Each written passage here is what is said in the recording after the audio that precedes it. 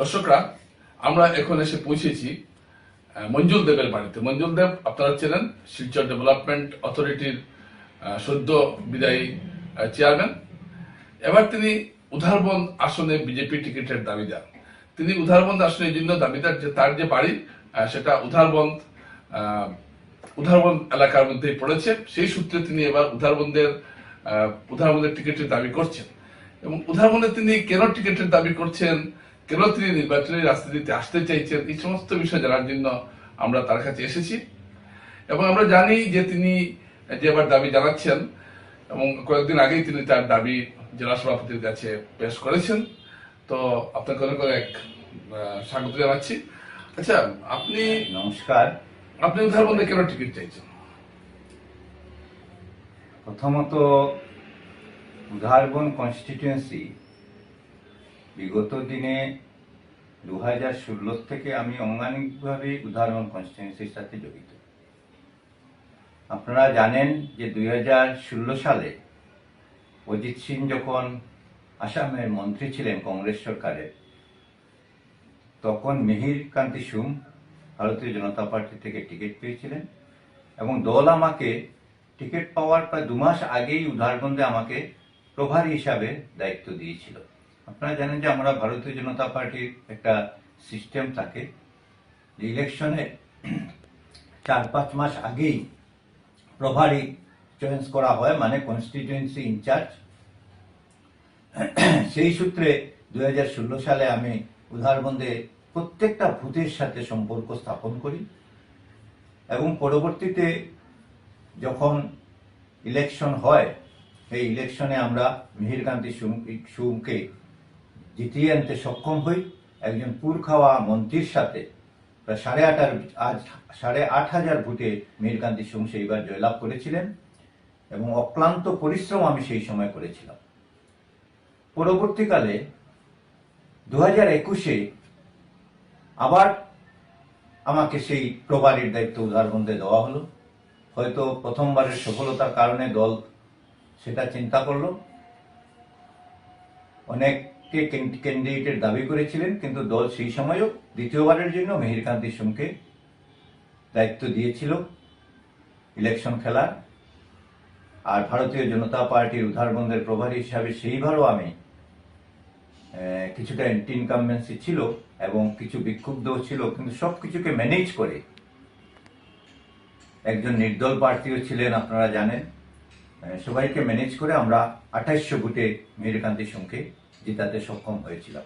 ভোটের ব্যবধানটা কমেছে সত্যি কথা, কিন্তু জয়লাভ আমরা করতে পেরেছি।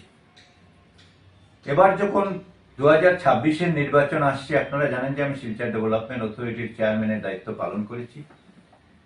আর 1988 ইংরেজির সাথে থাকে আমি দলের সাথে জড়িত আছি। দলের প্রাথমিক স্তরের কর্মী থেকে 91 ইলেকশনে আমি ভোট গণনা হলে ছিলাম, কাজ করেছি। ধলাইয়ের বিধায়ক তখন পরিমল শুক্লবৈদ্য হয়েছিলেন, সমরনাথ সেন ছিলেন শিলচরের বিধায়ক, ওদের হয়েও আমি কাজ করেছি। পরবর্তীতে যথাক্রমে দল আমাকে ওয়ার্ড প্রেসিডেন্টের দায়িত্ব দিয়েছে 2 বার। শিলচর টাউন মন্ডল তখন বৃহত্তর টাউন মন্ডল ছিল, আজকে 3 ভাগে বিভক্ত হয়েছে। সেই মন্ডলের একজনই জেনারেল সেক্রেটারি তখন ছিল।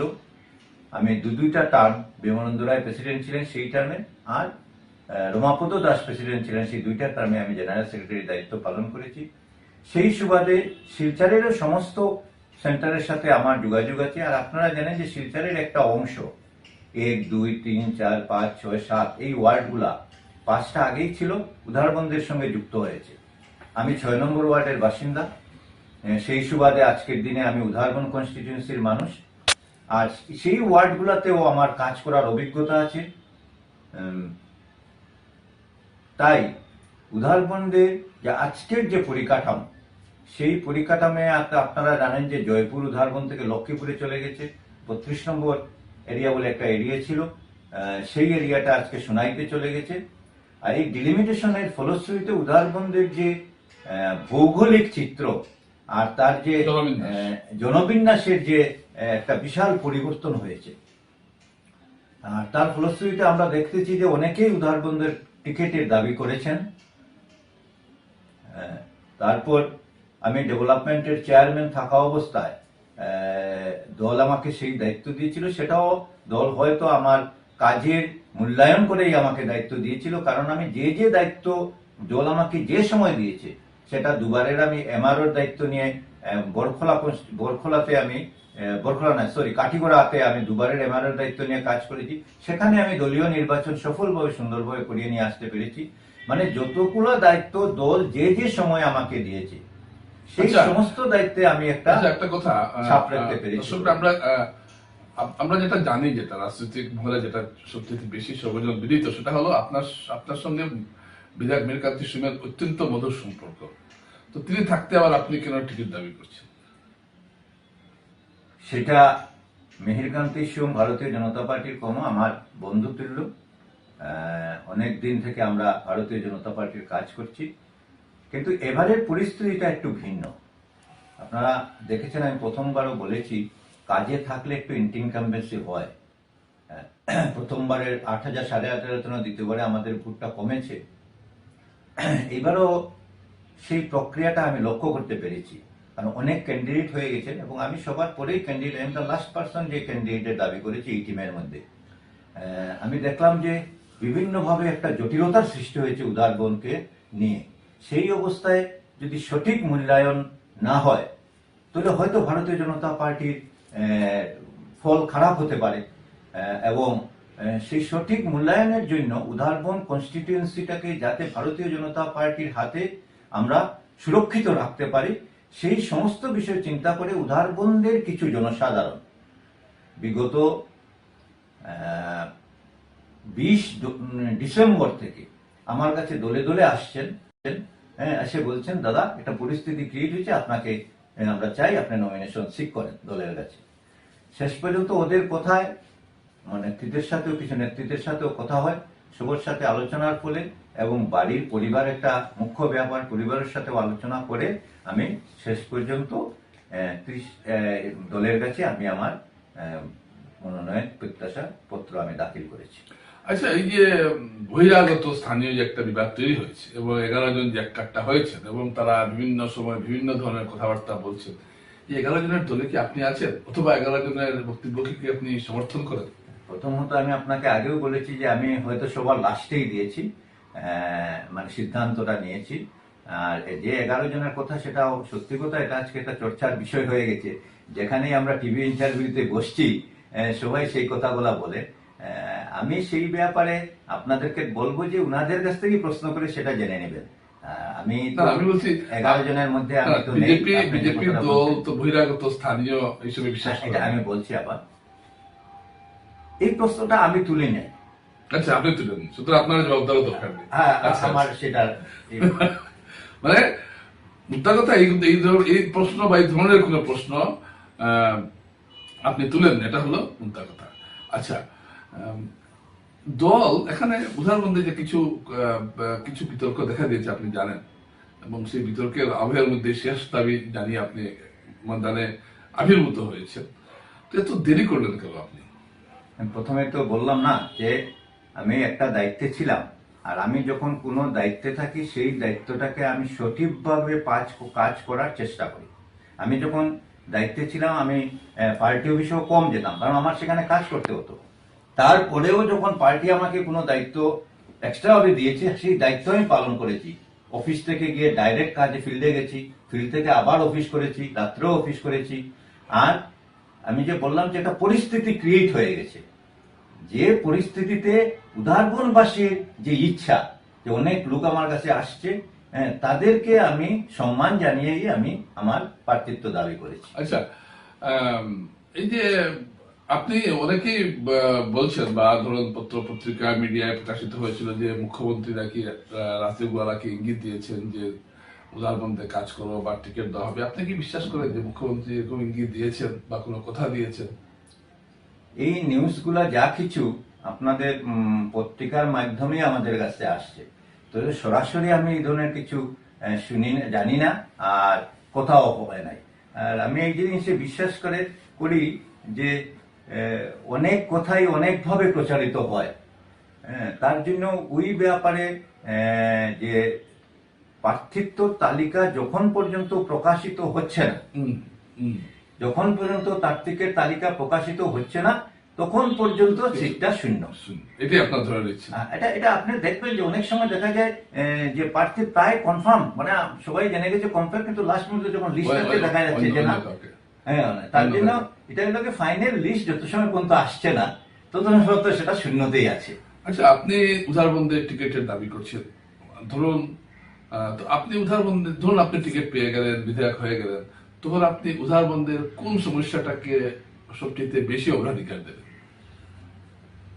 উদাহরণবাসীর ভারতীয় জনতা পার্টি 16তে আসামে আসার পর আর কেন্দ্রে মোদীজি সরকার 14তে আসার পর সমস্ত ভারতবর্ষ ব্যাপী একটা উন্নয়নের জোয়ার চলছে এবং বিভিন্ন পরিকল্পনা যেমন অন্যান্য কনস্টিটিউয়েন্টে হয়েছে, উদারবন্দেও হয়েছে।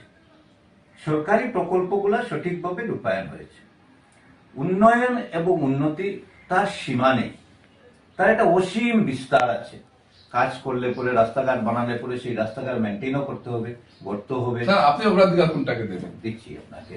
উদারবন নিয়ে আমার যেটা দৃষ্টিকোণ, আমার দৃষ্টিকোণে আমি আগেও বলেছি যে আমি যে চেয়ারম্যান অবস্থায় ছিলাম সেই সময় আমি যে মাস্টার প্ল্যান তৈরি করে এসেছি সেটাকে সম্পূর্ণ উদারবন শালগঙ্গা নিয়ে আমি মাস্টার প্ল্যান তৈরি করেছি, যে আগামী দিনে বৃহত্তর শিলচর মধ্যে আমার উদারবনকে, মানে আপনি উদারবনকে শহর বানিয়ে দেবেন, সারা উদারবনকে। সারা উদারবন শহর হয়ে গেছে না, বর্তমানে এটা শহরতলি। আপনারা দেখতে পারেন আপনি শালগঙ্গা পর্যন্ত নিয়ে যাচ্ছেন তো? শালগঙ্গা পর্যন্ত আমরা এক্সটেনশন করে দিছি অলরেডি। আর উদারবন নিয়ে একটা বড় কথা বলছি, যে কাছাড়ের যে ভৌগোলিক পরিস্থিতি এবং উদারবনের যে হিস্টোরিক্যাল ব্যাকগ্রাউন্ড আছে সেটাকে লক্ষ্য রেখে উদারবনকে যাতে একটা টুরিস্ট সেন্টার হিসাবে আমরা পরিণত করতে পারি, সেটা আমার একটা প্ল্যান সর্বপ্রথমে থাকবে। যাতে খাসপুরকে কেন্দ্র করে খাসপুর আছে, কুম্ভা বাগান আছে, কুম্ভিকার বাগান আছে। আজকে উদারবন্দের মতো কুম্ভিকার বাগানের উপরে যে পাহাড়ের উপরে যে গোল্ড ফিল্ডটা, একটা সমভূমি, আমরা যেটাকে মালভূমি বোধহয় বলে, পাহাড়ের উপরে সমতল স্থানকে যে বলে, সেই স্থানকে নিয়ে আমরা একটা ট্যুরিজম, যাতে কাছাড়ে যদি কেউ আসে তো ও যাতে একবার উদারবন্দে যায়, সেইরূপ প্রাকৃতিক সৌন্দর্য আছে সেখানে, ডলুর লেক আছে, হ্যাঁ, সবকিছু মিলিয়ে একটা পরিকল্পনা আমার আছে। আর আপনারা জানেন যে আজকে ট্যুরিজম যে জায়গাতে থাকে সেই জায়গার ইকোনমিক অবস্থাও খুব ভালো হয়। আচ্ছা, আবার রাজনীতির প্রসঙ্গে আসছি, যে এই যে 11 জন, এই 11 জন এরা কি আপনাকে বহিরাগত বলছেন? আপনি তো 6 নম্বরের বাসিন্দা। আপনি শুনেছেন কি কোথাও? আচ্ছা, না, যেভাবে শুরু হয়েছে এখন বহিরাগত আর স্থানীয়, শুনি নাই, আপনিও আশা করি শুনেন নাই। না, অনেকে যেটা আমাকে খবর, অনেকে ভুলে যায় যে আপনার বাড়িটা 6 নম্বরে আছে। অনেকে ভোটার লিস্টে নাম আছে 6 নম্বরে, আমি 6 নম্বরের বাসিন্দা, আমি 6 নম্বরের ওয়ার্ড কমিটির প্রেসিডেন্ট ছিলাম। আর প্রেসিডেন্টও ছিলাম। আর আমি যে এইখানে বাসিন্দা, আমার যারা 11 জন যারা আছেন তারা সবাই ভালো করে জানেন, সেই ব্যাপারে আপনি নিশ্চিন্ত, এই ধরনের কোনো প্রশ্ন। ধরুন কোন বহিরাগতই টিকিট পেয়ে গেলেন, বা তখন কি আপনি কি দলের হয়ে কাজ করবেন নাকি ঘরে বসে? আমি এই যে বহিরাগত যে শব্দটা আমি আগেও বলেছি, সেটা আমার মুখের উক্তি নয়। মানে আর দল যাকেই পার্টি করে তার পক্ষে আমি কাজ করবো, সেটাতে নিশ্চিন্ত। আমরা ভারতীয় জনতা পার্টির, আমি একজন নিষ্ঠাবান কর্মী, আর 1980 কাজ করছি। আপনি বুঝছেন কত লম্বা পিরিয়ড। আর আপনি পার্টি অফিসে একবার খবর নিয়ে দেখতে পারবেন যে মঞ্জুল দেবের এগেইনস্টে বা মঞ্জুল দেব কোনোদিন বিদ্রোহের কথা, অন্য কোনো প্রার্থীকে নিয়ে গালিগালাজ করা, অন্য কারো বিরুদ্ধে কোনো অপসংস্কারের কথা বলা, সেটা আমার মধ্যে নেই। আমাকে যে দায়িত্ব দিয়েছে সব দায়িত্ব আমি সফলতার সাথে পালন করছি। আচ্ছা, আপনি জনসংযোগটা কিভাবে রাখছেন? মানে এখন যেটা শুরু হয়েছে, ধরুন একজনের বাড়িতে গেলাম, ফেসবুকে পোস্ট করলাম, এরকম করছেন নাকি? প্রথম আমার যে দলীয় কর্মীরা যারা আছে তারা সবাই আমার দলীয় কর্মী, এবং মোটামুটি আমার উদারবন্দের কাজ করার দৌলতে তার সবার সাথেই আমার পরিচিতি আছে। অনেক সময় এটা হয়, হয়তো একটা গ্যাপের পরে নামটা ভুলে গেছি, সেটা হতে পারে, হ্যাঁ, কিন্তু ওরা আমাকে চিনে। আমি কাজ করার গেছে, দাদা আইসুন, ঠিক আছে, আপনার তো খুব ভালো কথা। আমি যখন ওরা কইছি যে তুমি মুখনারি বা তোমার নামটা ওদিকে, নাম্বারটা আমার কাছে আছে। হ্যাঁ, আর প্রথম কথা হলো আপনারা জানেন যে আমি একজন বিজনেসম্যান। আমার বিজনেসে 32 বছর হয়েছে, আমি ডিস্ট্রিবিউশন বিজনেস করি। আর এই ডিস্ট্রিবিউশন বিজনেস করার দৌলতে সারা কাছাড়, করিমগঞ্জ, হাইলাকান্দিতে আমার একটা জনস্মৃতি আছে, উদারবন্দেও তার একটা প্রভাব আছে। এটা হলো কি আমার বিজনেস লাইনে।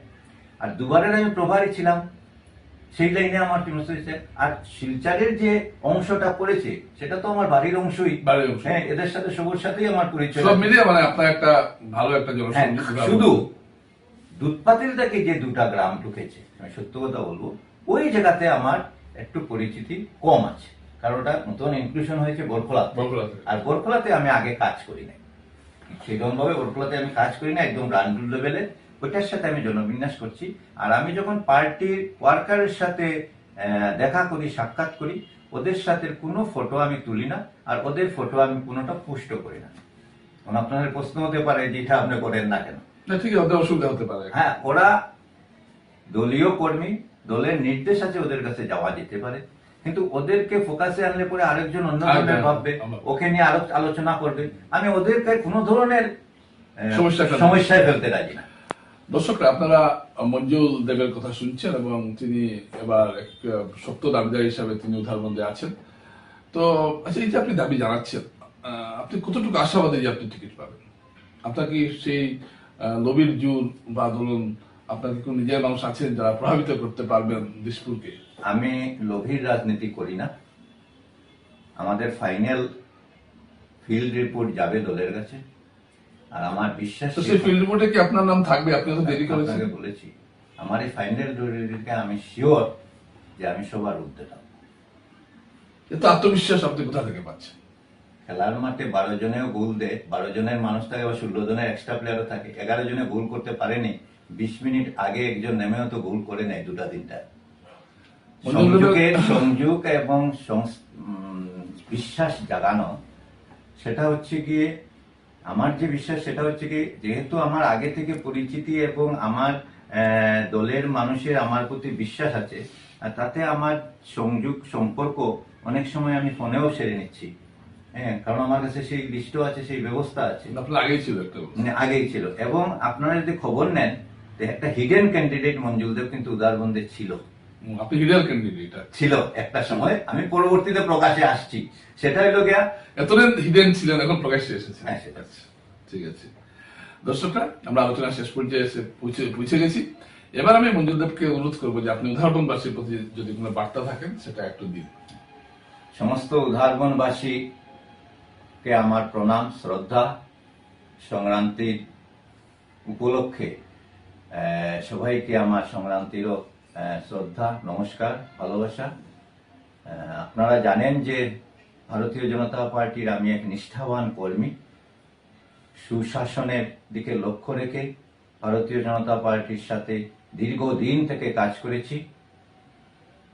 ইলেকশনের রাজনীতিতে আমি এবার প্রথম আসছি। দলের বিশ্বাসের উপরে ভিত রেখে যে দায়িত্ব দিয়ে গেছিল দল আমাকে, বিগত দিনে লাস্ট যে দায়িত্ব দিয়েছিল চেয়ারম্যান হিসাবে শিলচর ডেভেলপমেন্ট অথরিটি, সেটাতে আমি একটা ছাপ রেখে এসে পেরেছি বলে আমি নিজেকে খুব বেশি গর্বান্বিত মনে করছি। যে স্বাধীনতার পর থেকে যে প্রতিষ্ঠানটা শুধু লস আর লস, আমি যখন বসেছিলাম তখনও 2 কোটি টাকার লস ছিল, আজকে আমি 10 কোটি টাকার ফিক্সড ডিপোজিট করে সমস্ত ঋণ দিয়ে সেটাকে সাজিয়ে আসতে পেরেছি। আর আপনারা দেখেছেন উদারবন্দেও আমি প্রভারী হিসাবে 2 বার কাজ করেছি। আর সেই কথাগুলো আমার মনে রাখা হয় যে প্রথম বৎসর যখন 16তে আমরা জয়লাভ করি, তখন মিহির সুম, আমি, আমাদের দুজনকে কাঁধে নিয়ে আমাদের কর্মীরা নেচেছিল এবং ওদের মধ্যে একটা বিশ্বাস হয়েছিল যে আমরা পারি, উই ক্যান। সেই যে ভিত আমি গড়ে তুলেছিলাম। আর আজকের দিনও আমারও বিশ্বাস যে এবারও আমরা এমন ভোটে উদারবন জিতাবো যে বরাকের যতগুলো এমএলএ সিট আছে সেইগুলা এমএলএ সিটের মধ্যে উদারবন্দের জয় একটা দৃষ্টান্ত রাখবে। আমার সেই বিশ্বাস, আপনাদের কাছে এই বিশ্বাস, আপনারা সেইভাবে কাজ করুন আর সেইভাবে ভারতীয় জনতা পার্টিকে সাহায্য করেন। উদারবনের উন্নয়নের গতি আরো ত্বরান্বিত হবে, সেটা আমি বিশ্বাস রাখি।